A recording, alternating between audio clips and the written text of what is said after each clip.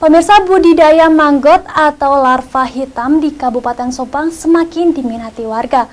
Selain menjanjikan secara ekonomi karena nilai jualnya tinggi, manggot juga dimanfaatkan untuk mengurai sampah organik di tempat pembuangan sementara atau TPS di Kabupaten Subang. Di tengah pandemi COVID-19 dan sulitnya pekerjaan, warga Subang memilih untuk banyak berinovasi agar dapur tetap ngebul, di antaranya dengan budidaya maggot.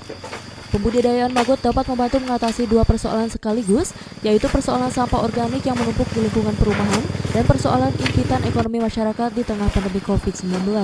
Di Kabupaten Subang, pemerintah Desa Wantilan, Kecamatan Cipendei mengajak warga mengelola sampah organik dengan memanfaatkan maggot atau larva dari lalat tentara hitam atau BSF. Dengan membudidayakan maggot, tak hanya meringankan persoalan pemerintah daerah terkait tumpukan sampah organik, tetapi juga menambah pendapatan warga di sela-sela kegiatan sehari-harinya. Terlebih untuk budidaya maggot tak memerlukan lahan yang luas. Dalam budidaya maggot yang baru menetas hingga tumbuh dewasa dan siap panen, memerlukan asupan makanan yang banyak. Dalam sehari, maggot diberi makan 3 kali. Untuk menghindari agar tidak menimbulkan bau, maggot ini diberi makan berupa nasi sisa, buah-buahan sisa, dan sayuran sisa rumah tangga yang tidak termakan. Dengan begitu, budidaya maggot dapat menekan pembuangan sampah organik rumah tangga.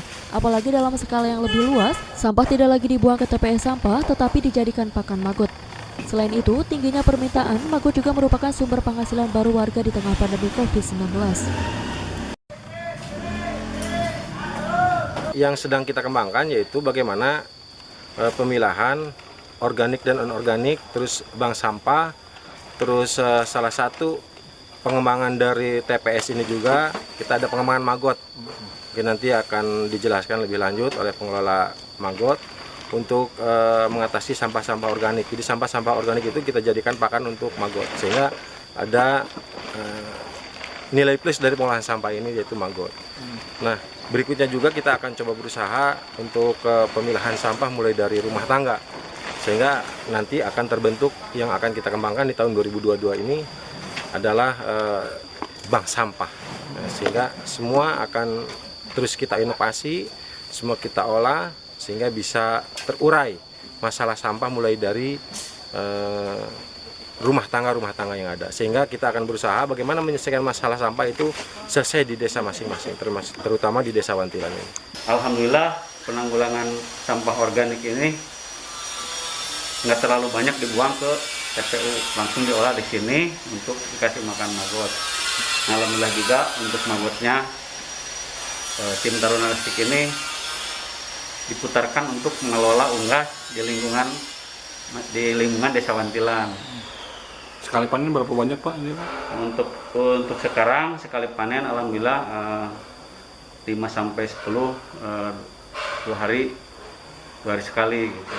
Untuk panen telurnya juga udah sampai 40 gram 45 2 hari sekali gitu. Untuk permintaan Pak gimana? Untuk permintaan udah banyak, tapi di sini karena mungkin masih terbatas gitu, terutama untuk pakan, karena pakan dari masyarakat itu susah milahnya.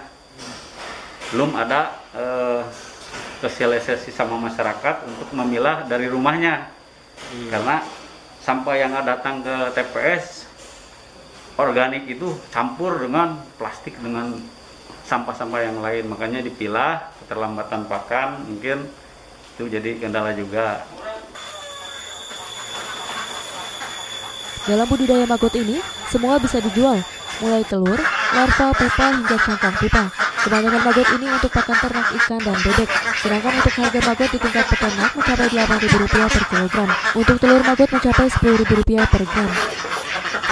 Ahlan Nurdin, Cipta TV.